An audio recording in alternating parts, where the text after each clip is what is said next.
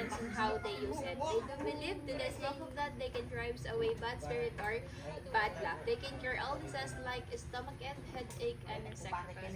So later, he will go around and try to smell the smoke. Di mo na? Wala?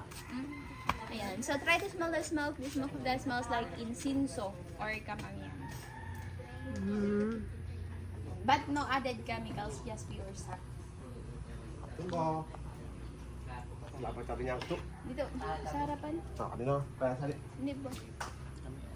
Alright, so that's all, Ma'am Sir. If you want to know more about Holster Cat, we have a lot of information at the back, and you can drop with a summer shop made with a tribe. Ma'am Sir, if you are a coffee lover, you must try and purchase one of the best coffee in town from Coops Up, Civet Cat. Now you can take a photo with them and their pet snake, a non-venomous python snake. If you want to give them, you can put at the donation box. Ma'am Sir, if you want to say thank you for them, just try to say only Magsokor.